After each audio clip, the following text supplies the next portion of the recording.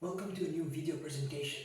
This time I will provide insight into irreparable injustices. To do that, I will present you two very important graphs. This is the first one.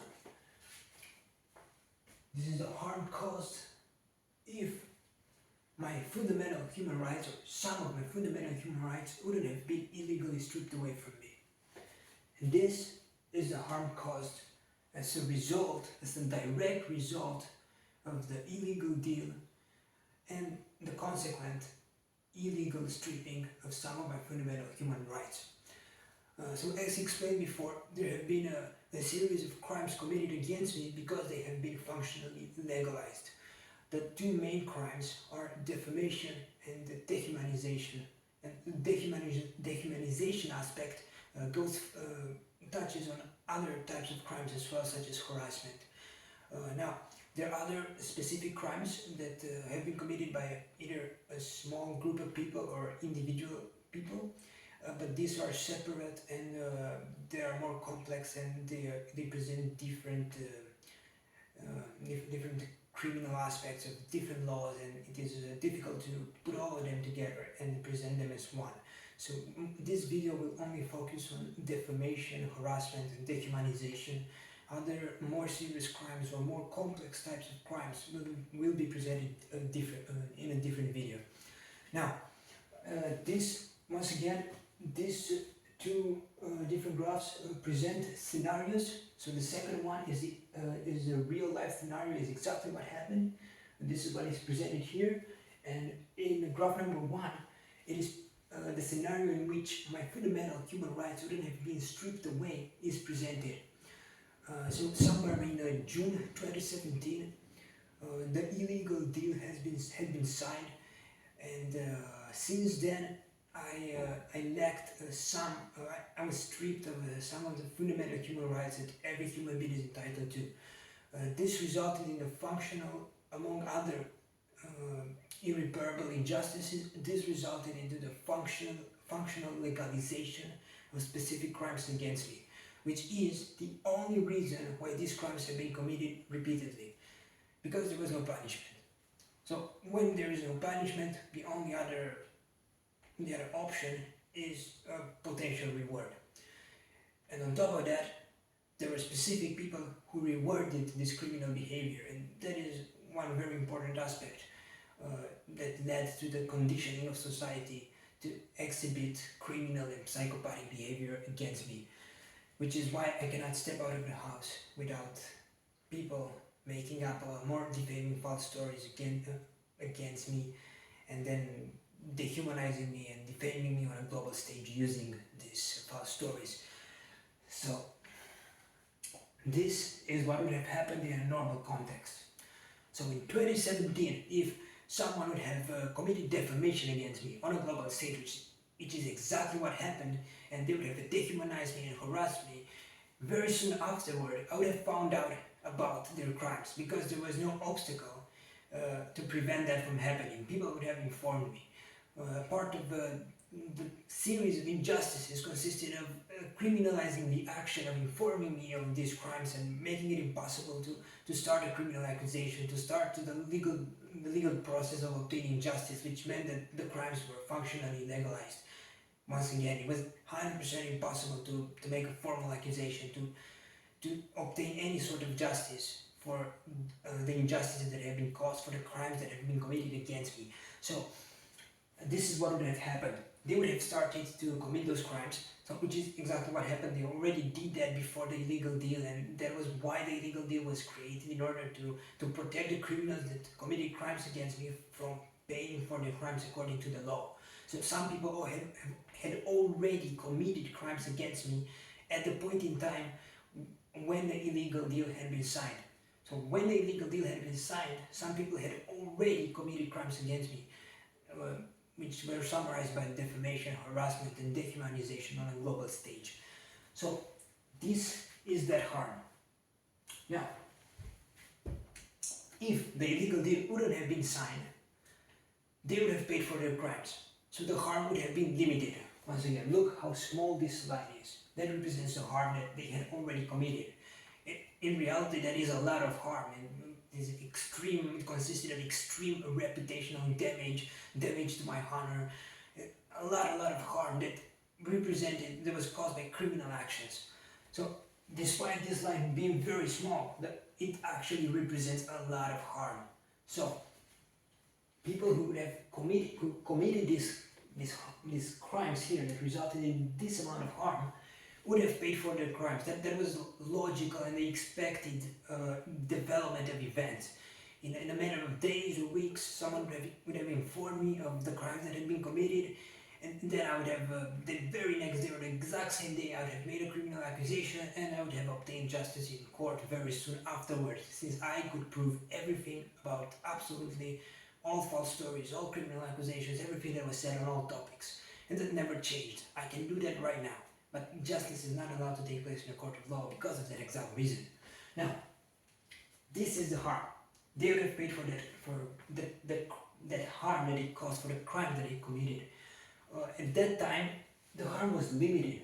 They defamed me, they dehumanized me, they harassed me on a global stage for probably a month or two, or maybe a little bit more, but the harm was limited. It was possible for them to pay for their crimes according to the harm that they caused. Now, afterward, so this is, once again, I go here, and this is the harm caused before the illegal deal was signed. So before some of my fundamental human rights were illegally stripped away. Look how small this segment is in comparison to the harm that was caused in total during this phenomenon. So this harm right here, it was 100% achievable to compensate for that harm. It was possible for them to pay for their crimes according to the harm that it caused. It was possible for them to provide some sort of compensation in order to make social justice possible. In order to achieve social justice, it was possible to offer something in exchange. Look how small this harm is compared to the overall harm that was caused. So back then, after a few months of defamation and harassment and dehumanization, justice was achievable, 100%. If the illegal deal had been signed, I would have obtained justice. This was 100% possible. Now, after the illegal deal had been signed and everybody realized that it was no longer possible for me to obtain justice in court and those crimes had been functionally legalized, everybody knew that there would be no consequences for committing those crimes against me. Which is why, again, everybody committed those crimes. They took advantage of that vulnerability that the government created and they exploited it to the greatest possible extent. Now they could do that for the expected reward or for other types of immoral reasons. Some people simply could have not liked my face and decided to dehumanize and defame me on a global stage. The exact reasons are not except the expected reward, because that is the main reason, but everything else is not that important to describe in detail because it is basically the same. It's one group of immoral reasons why people took advantage of that vulnerability and exploited it and destroyed my life further. Now, the expected reward is the main motivation. They committed those crimes because there was absolutely no punishment and there was always an expected reward, which was paid out every single time. In some cases to a limited extent, but in other cases in manners that changed the criminal's life in the best way possible. They were rewarded with fame and money and career opportunities that they would have never gotten. Now, this is, so in theory, if after the point in time when the illegal deal was signed but wouldn't have been signed, if people would have continued to commit crimes, so this is the potential harm that would have been caused if people continue to commit crimes after the point in time when the illegal deal was signed, if the illegal deal wouldn't have been signed. So they would have, this is potential harm.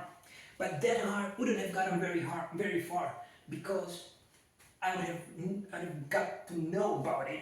So I would have known about it and I would have done something about it. The moment I would have been informed about it, I would have made a criminal accusation and then they would have paid for their crimes. And that means that this harm would have, would have never existed because people would have paid for it very, very soon, almost instantly. And on top of that, people wouldn't have committed a crime that resulted in that crime because they knew that there was a punishment. They knew that there was a punishment, so they wouldn't have done it. Now, what happened instead, as I said, the illegal deal was signed, some of my fundamental human rights were stripped away, and then everybody took advantage of the vulnerability that the government created in illegal and corrupt manners and exploited it to the greatest possible extent, which resulted in this harm. And this, what you see here, is what actually happened. It is the torture, the slow and horrifying murder, the environment in which it is 100% impossible to have a social or professional life. It is 100% impossible to succeed in any area of life. It is impossible to do anything. Even if you take all that out, you throw it out the window and you're left with just existing. That is not even that is possible. Because to exist, you have to get out of the house, and getting out of the house means more torture because people commit more crimes regardless of what I do and regardless of where I go. So it is one, so there are two different things, and this is extremely important. It is not possible to have a social or professional life, and I cannot have a social or professional life because everybody around me commits more crimes against me, makes up more false stories, defames me and dehumanizes me for an expected reward or for other immoral reasons because they exploit that vulnerability that the government created by illegally stripping me of some of my fundamental human rights. So that happens everywhere I go, and especially when I interact with people, that almost always results in more false stories, defamation, harassment, and dehumanization. But what if that wouldn't have been the case? What if, let's say in theory, that is not feasible, it's not realistic to exist without having a social or professional life, or without having goals and no objectives to obtain, to reach, to do something in life. But let's say that would be possible in theory. So this is already extreme. Not being able to have a social or professional life is extreme and should cause a civil movement because it is not normal. It is inhumane to subject someone to something like that. But then let's turn to just existing. So to exist, you need to be able to get out of the house. You need to be able to go to the supermarket. You need to work. You need to do something. And let's say you find something remote and you don't have to interact with people because everyone commits more crimes against me, right? So what I do is minimize all the interactions. That still wouldn't change anything because existing, simply the action of existing, results in more crimes being committed against me. It is enough to go outside and go for a walk and not talk to anyone, not look at anyone, just simply mind my own life. And that wouldn't change anything because people would focus on that, would go out of their way to be in proximity to me, and they would make up false stories out of absolutely nothing and commit more crimes against me. So one, it is not possible to have a social or professional life, but two, it is not even possible to exist. Simply existence is equal to torture. And who exists just to be tortured? No one. This is simply a slow murder. Because it is not possible to achieve anything, it is not possible to exist in a neutral manner. My existence is summarized by being tortured. That is simply a slow murder. That is what society is doing, and that is as inhumane as it can possibly get. It represents an extreme violation of my fundamental human rights because the government legalized that. So that is this harm, what you see here. So once again, everybody took advantage of that vulnerability and committed crimes against me. It exploited that vulnerability to the greatest possible extent, and many people did that continuously. There were indeed thousands of people who committed those crimes. Some of them did that to a more limited extent. Maybe they didn't get that much attention.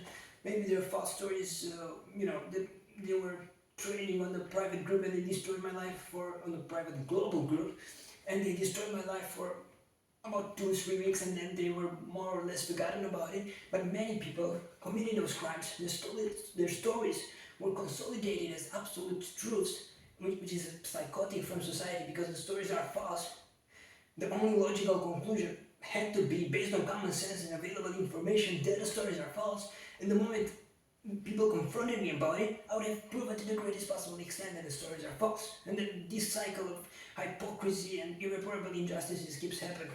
But that is not the main point here. The main point is that many criminals, probably more than 100, committing these crimes repeatedly, and the consequences of the crimes were extreme.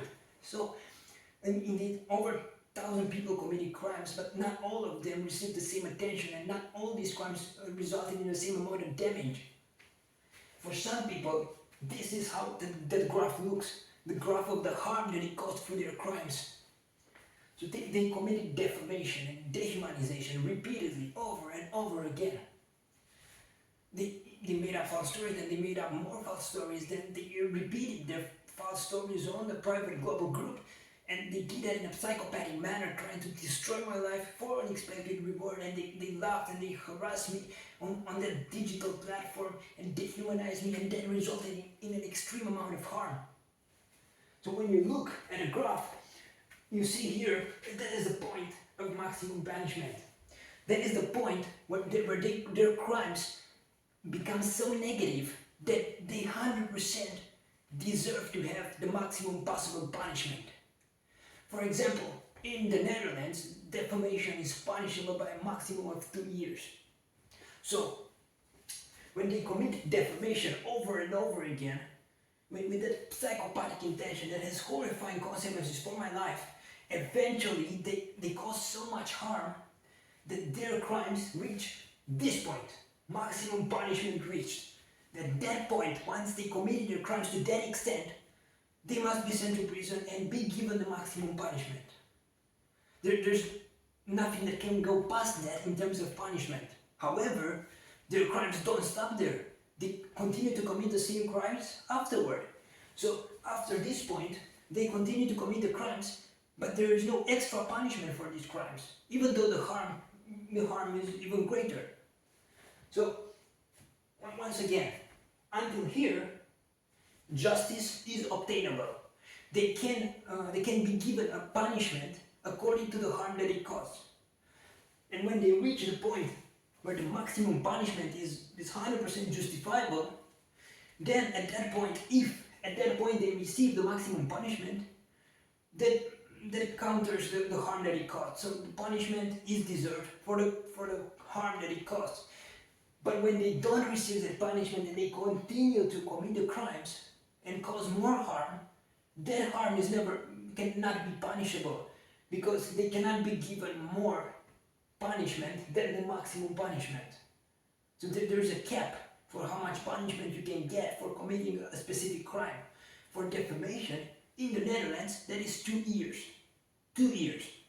Once you committed the crime to the extent that you deserve 2 years of prison time, there is no additional punishment that you can get for the same crime. You cannot be given multiple sentences that exceed this maximum punishment. You can only get 2 years. So when you commit more harm than can be compensated with that type of punishment, so they can be addressed with that type of punishment, the additional harm is 100% irreparable. And this is what happened in so many cases. They committed the crimes up to this point where the maximum punishment had been reached, and afterward they continued to commit the crimes even more, resulting into this. The maximum punishment is reached, and then everything afterward is irreparable. It's irreparable harm. That harm cannot be addressed. Because here, once again, here they already reached the maximum punishment. This punishment can only address this harm committed here. They cannot be given more punishment than this. But they can commit more crimes and cause more harm. And that is irreparable. And this is what happened in so many cases. And the situation as it is right now is very simple. They received no punishment at all. Zero. They committed the crimes all the way up to here and then all the way up to there. And they have received zero punishment. Zero absolute. Because the government functionally legalized those crimes against me. And what happened afterward? They kept going, right? They never stopped. The damage is greater and greater every day. They keep committing the same crimes. The crimes that they committed in the past still affect how this phenomenon develops. It results into even more harm. None of it can be addressed, none. So they already committed this, they already committed, and every day this grows, and it becomes, the harm becomes greater every single day. And this is the case for many criminals. Over 100 have possibly over 100 have reached this point. Again, thousands of people committed crimes, but not all reached this point, and not all went that far past this point. But many did, and that is irreparable.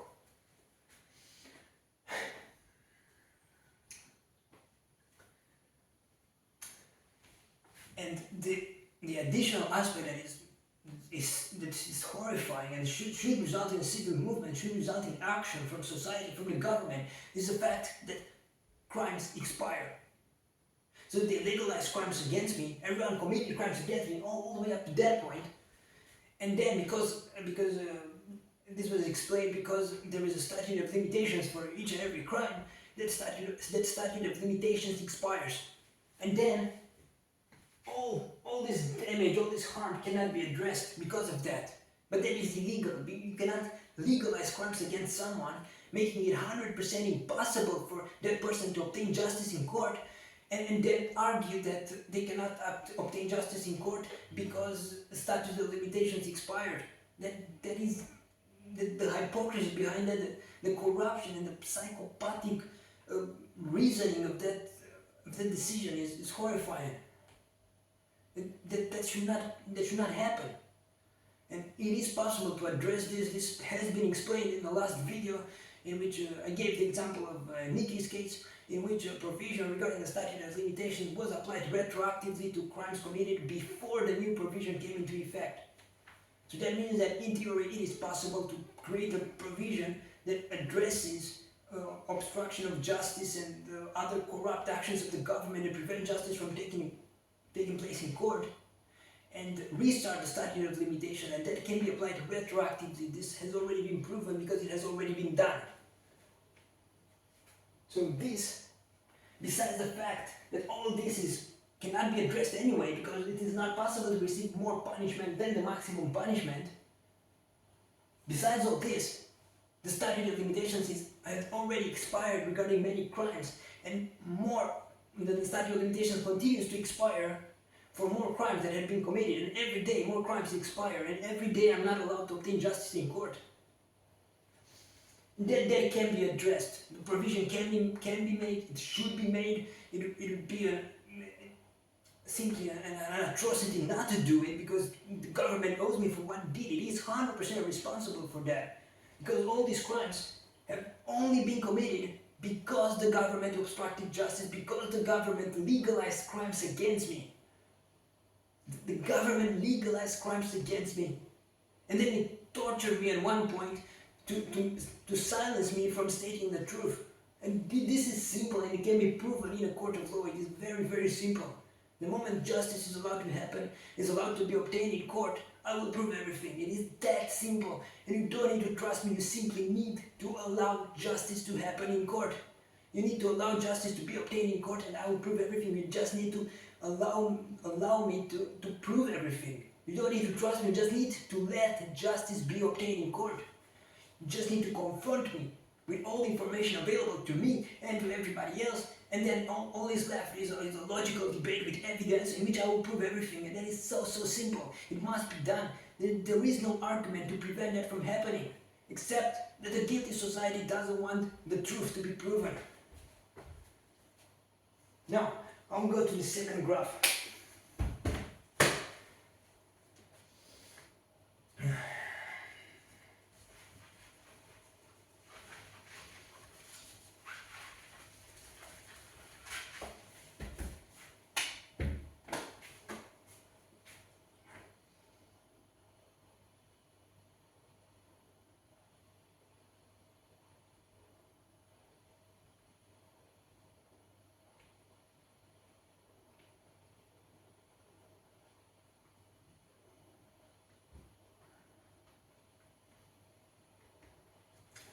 The second graph represents the expected value of committing crimes against me.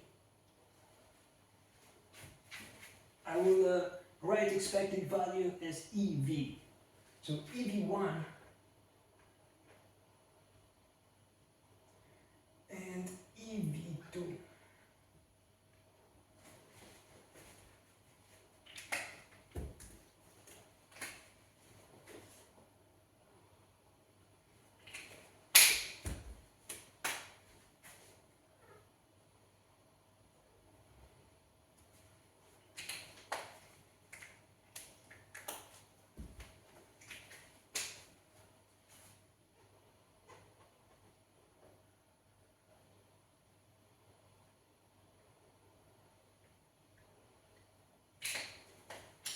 The graphs are similar, the concept is the same. It is an atrocity, simply.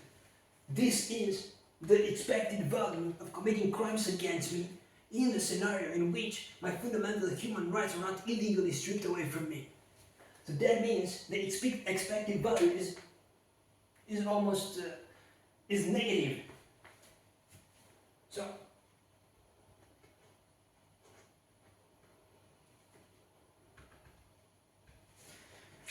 first, it is crucial to explain the concept of expected value. This has been used in many strategy-related games in which you need to make decisions that are either profitable or not profitable. The best example out there is probably poker, in which you do not have access to all the information, but you need to make a decision based on what is most likely to be profitable for you in the long run. So this means that you have, let's use a simple example. Let's say you have you bet 10 euros and you have 50% chance of making 10 times that amount. That is a positive expected value because you bet 10 euros and then there are two options. 50% of the time you lose it and 50% of the time you make 100 euros, that's 10 times more. And that means that in the long run, if you make this bet over and over and over again, you will always win, which means that it has a positive expected value. On the other hand, if you bet 10 euros and you have a 50% chance of making 2 extra euros, that has a negative expected value because half of the time you bet and you lose that money and half of the time you only win 2 euros. So if you do that bet over and over again, if you make that bet over and over again, in the long run you will lose money. So that, but you never have an outcome that is 100%. So it is possible in the first example to bet 10 euros and lose it and not make 100 euros. So in the short term you can lose, but in the long term that has a positive expected value because you're expected to make money if you repeat that bet over and over again. And this concept can be applied to most things out there, including life and committing crimes. What is the expected value of committing a crime? It is negative. That is why people do not commit crimes. And that would have been the case with me as well if some of my fundamental human rights wouldn't have been stripped away from me, and those crimes wouldn't have been, and specific crimes wouldn't have been legalized against me. The committing crimes against me would have had a negative expected value and people wouldn't have done that. So this is what would have happened in that scenario, in which I would have remained a human being with equal human rights. This is the expected value of their crimes. They would have committed their crimes, and this is what they would have gained from their crimes. This point right here is where the expected value of committing those crimes would have been positive. They would have gained this much and lose this much as a result of the consequences of their crimes. It is extremely easy to notice that what they lose is greater than what they can gain from committing crimes against me. Why is that? Because for committing crimes against someone, there's always a negative consequence because crimes are addressed and then accusations are made and people pay for the crimes that they commit. That happens in a normal situation. and that makes committing crimes have a negative expected value, and that would have 100% been the case if some of my fundamental human rights would have been taken away from me. They would have never reached this point where committing crimes against me would have a positive result. This would have been the very, very small positive result, and this would have been the horrible consequences of committing those crimes against me. Everybody who can apply common sense to the situation would have realized that committing crimes against me is very negative to them, and none of them would have done it. This is scenario one. And this is what really happened. As a result of having some of my fundamental human rights stripped away, as a result of crimes being functionally legalized against me, this is what happened. They committed those crimes and they knew that this here would have been the reward. So this is the expected value that they got from their crimes. Here is the point where committing crimes against me becomes profitable in the long run, which means that everybody starts to commit crimes against me.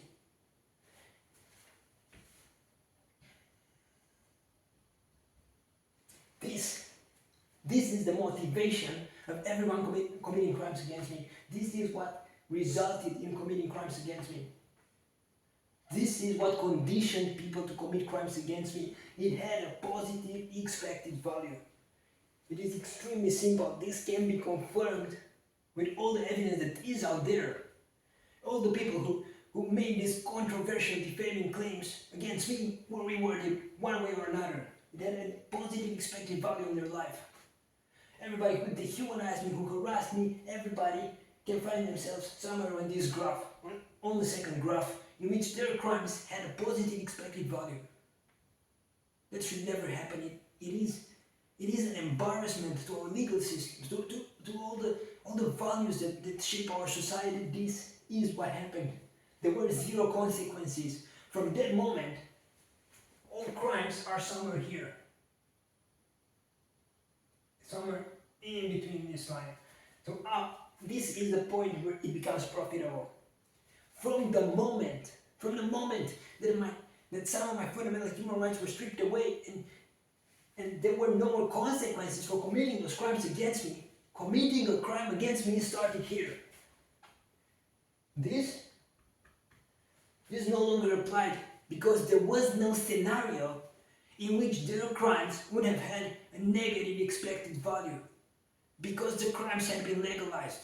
So from the start, from point zero, when people decide, should I commit this crime or should I not commit this crime, they think about the consequences, and the consequences are not there. There are zero consequences for committing crimes against me, and that means that the only possible result of committing crimes against me can be positive. Since there are no negative consequences, the situation will either remain neutral or there will be positive change. So then, everybody who committed crimes against me started here. The only possible outcome was better. It was to improve their life. Okay, they thought exactly like this. I'll commit crimes against Paul, and the only possible consequence is positive for me. So I'll do it. And everybody had the same thought processes. Everybody knew that committing crimes against me started here, plus expected value. And for some people, it went far, far, far past this point, where the expected value is just so great that people simply will condition themselves to commit these crimes against me, and that is what happened. Once everybody committed crimes against me, they were put on a short list of people who are rewarded with fame and money and career opportunities that no one gets, the type of things that 1 in a million people gets. But they were put on that short list of 100, 200 people who are rewarded with this, and then some of them, probably 10, 20, 30 people, were rewarded with that type of fame and money and career opportunities, the type of rewards that no one gets. The 1 in a million people gets that. And none of them had what it takes to actually go there and obtain that for a normal route. They were normal people, all of them, none of them would have ever gotten any of those things. But they knew that the expected value was so great, and they committed the crimes and they were rewarded with that. And everybody else watched and they said, oh look, that is possible, that is the route to success. Let's commit crimes against people because that is how you succeed in life. And guess what? 100% of people did exactly that from the moment that they found themselves in proximity to me. All their brain resources are used to make up defaming false stories that are as negative as possible because that is what is rewarded. As long as it matches society's delusional system, their crimes are rewarded. Their defamation, their harassment, their dehumanization. They're harassing me, they're dehumanizing me, they're defaming me, they're humiliating me, they're disrespecting me. And that is rewarded. And that is why here, this is where committing crimes against me starts. There's zero negative consequence. There's zero consequences at all.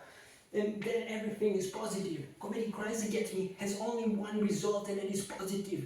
And it can be here. So the reward can be quite insignificant. You get probably 2 weeks of worldwide fame, and your social media accounts grow a little bit, and you probably make a little bit of money. And then it's here, where most people are after they commit crimes against me. Their crimes have positive outcomes. And then for some people, it goes all the way here, where they get money that they would have gotten in 10 lives, and rewards such as fame and career opportunities that they would have never gotten ever in any scenario. And that is why crimes are committed against me. It is so simple, and it can't be proven in court. You can verify this, go back and look at all the people who committed crimes against me and see what happened. And you will see that. You can see at the very least, they received this. They received a few weeks or a few days of worldwide attention, in which on a global stage, they were the focus of millions of people. And that even when you don't add any money or career opportunities or other things, that is enough to consider a great reward that otherwise they would have never gotten. That is enough to condition people to commit crimes against me. And then they are added to a list of people that could get here. They could get fame and money and career opportunities that are simply, they wouldn't have even dreamed about that. They would have never considered that this was a possible option. But once they commit crimes against me, this becomes realistic. They're placed on a short list of a few hundred of people, out of which 10, 20, 30 truly get here. They are rewarded with fame, money, and career opportunities that they would have never gotten. And it is absolutely insane. This phenomenon is so simple, and it is based on a basic human behavior and human conditioning. And this can be explained in multiple manners. This is one concept, and it is extremely easy to understand. And more than that, from my perspective, this is irreparable. Just like with the harm that was caused, this expected value, these rewards that they received, they also consume, and that is irreparable. So once again, the first graph showed the harm. There was so much harm that it was impossible to address. That harm was caused. The psychological distress as a result of that harm was experienced. I experienced that harm to the greatest possible extent, and no one will pay for it. That is irreparable. That was the result of direct violation of my fundamental human rights. Based on that, even if justice is allowed to be obtained in court today, I will still remain a less than human being, because it will be impossible for me to truly obtain justice for the crimes that have been committed against me because of the illegal stripping of some of my fundamental human rights. It is so simple. And it is the same with the expected rewards. These things, so everything from here onward, when the expected value is positive, which is what happens in 100% of cases, this is irreparable. If they receive this, 2 weeks, or I don't know, 10 days, 2 days, 3 days, 5 days, doesn't matter, of worldwide attention because they committed crimes against me, that is an expected reward that no one can take from them. They received positive attention for committing crimes against me. That reward has been consumed. They were no ones, and out of nowhere the entire planet heard about them, and they received positive attention for destroying my life. That is positive for their life. Or the entire group of friends and family and so on, that they go to them and say, oh, good job, you committed crimes against Paul. Now everybody knows you, we're proud of you. And even if society doesn't admit that, it proves this through their actions. Because these people are rewarded. And that is irreparable. No one can take away the rewards that they consume. But in some cases, this is becoming extreme. Where they get here to this point, they're rewarded with fame, with money, with career opportunities that they are consuming every day as we speak. Every day, the crimes that they committed here, while expecting positive reward, have resulted in money, and have resulted in not only money, but in manners to produce more money. So that the reward is growing exponentially. Every day, more money is made as a result of committing crimes against me, money that would have otherwise never been made. All that money consists of rewards given to people for committing crimes against me. And that is growing exponentially. They are making more money as a result of committing crimes against me every day. That is not money that is worked for, that is money that is received to them as a result of committing crimes against me.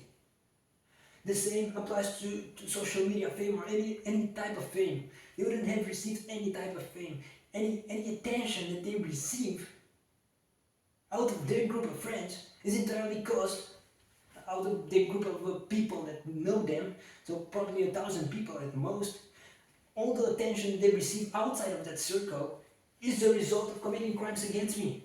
And that is, again, a reward that is consumed and that it can never be taken away. And when you go and look at career opportunities, what have they been rewarded with? It doesn't matter, but the concept is the same. It doesn't matter exactly what they were rewarded with, but the concept is the same. No one can take away that reward because it has already been consumed. So they've been given career opportunities which they didn't deserve, that they would have never gotten as a direct result for committing crimes against me. And then they took advantage of that and produced content based on, or did whatever they did based on those career opportunities that they would have never gotten. And everything that resulted from that, and that entire segment of their life, consists of rewards that they received for committing crimes against me that they consumed. They already consumed. No one can take that away. And then there's a point, let's say here, where the rewards that they consumed can be compensated for. So one is the harm. So let's say there was a maximum punishment point, where if they would have been punished at that point, justice was obtainable. So they could have been punished according to the crime that they caused. There is a similar scenario that applies to the rewards that they were given. And up to one point, up to a specific point, let's say here, the rewards that they consumed can be taken away. The rewards that they haven't yet consumed can be taken away, and then they can compensate for the rewards that they consumed to the extent that social justice is obtainable. So there are rewards that they didn't consume and rewards that they consumed. The ones that they didn't consume can be taken away. So since they weren't consumed, they didn't affect their life in a positive manner, meaning that those rewards that were given to them for committing crimes against me do not have that much value, but the rewards that they consumed, that represents an irreparable injustice to me, because they were given rewards and they consumed those rewards as a result of committing crimes against me. And that is irreparable, that needs to be addressed. And up to a specific point, let's say here, that was obtainable.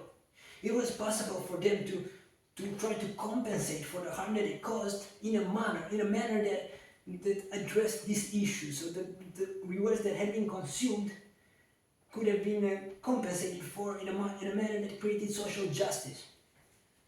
But for the majority of people, not for the majority of people, but for many people, for a long list of people, they went so far past this point that it's impossible to obtain social justice in that regard. In that regard, it is impossible to obtain social justice.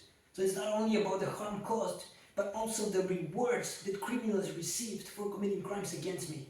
All of it is irreparable. So finally, that leads to what would happen after justice takes place in a court of law. So, if justice takes place today, and today everybody is sent to prison or receives other types of punishment for their crimes, and all their rewards that they received for committing crimes against me are taken away. So if all that happens right now, this remains an irreparable injustice to me. It is impossible to truly obtain justice. Once again, the harm caused is so great that even if they received the maximum punishment for the crimes that they committed, they caused far more harm than that punishment would ever be able to address. That is irreparable. And if they do everything that they can to compensate for the fact that they consumed the rewards for destroying my life, the rewards that they were received for destroying my life, even if they try to compensate to the greatest possible extent for that, they cannot. The rewards that they consumed are just so great, and the perversion of consuming rewards received for committing crimes against an innocent person is simply, it should result in an enormous civil movement, in a non-violent civil movement to obtain the partial social justice that is still obtainable. So at this point, my mission, my objective in life of obtaining justice is impossible.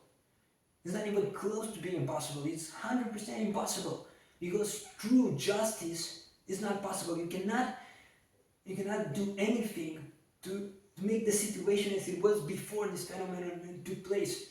To say that social justice has been obtained and now everybody, reached a point where everybody is equal in terms of human rights and social justice. That is not possible, because the injustices are irreparable from absolutely each and every perspective. From the perspective of harm committed, of harm inflicted on me as a result of committing those crimes, they can never be punished to the extent required according to the harm that they committed, according to the harm that they inflicted on me for the crimes that as a result of the crimes that they committed against me. They can never compensate, they can never offer me anything that would compensate either for the harm or for the rewards that they received for committing those crimes against me and that they already consumed. And what is happening every day? Every day, the graph of the harm grows further. More harm is inflicted on me. The graph of the expected reward grows further as well. They are rewarded even more for committing those crimes. And far worse, more criminals are added to this list, and the development is the same for all of them. Their crimes are not punished and they're always rewarded. And this keeps happening. And the hypocrisy behind this cycle of irreparable injustices, it is simply insane. And remaining silent about this should not be an option, because everybody is guilty to some extent. Everybody participated in this. Maybe not everybody, but the majority of people participated in this at least at one point in time. So everybody is guilty to some extent. The only thing that I see is that people are grouped in two segments. One is the segment of people who want to commit more crimes against me and laugh at me and reject the existence of all their atrocities, all the crimes, irreparable injustices, and they just want to cause more harm and irreparable injustices. And they do so while laughing at me in the most psychopathic manner possible, because that is how society conditioned itself to behave against me. A person who's no longer a human being, based on the law, based on the official government intervention. And there's another segment of people who just say we are neutral, we won't get involved. But everybody is guilty. And remaining silent about this, even if you not be involved, it should still be considered a crime. Such a human rights violation in this part of the world, which is supposed to be the place where people are equal and justice is obtained in the majority of cases and the injustices are minimized to the greatest possible extent. And that happening there and no one reacting to it is simply horrifying. If justice is not allowed to happen here, where is justice allowed to happen?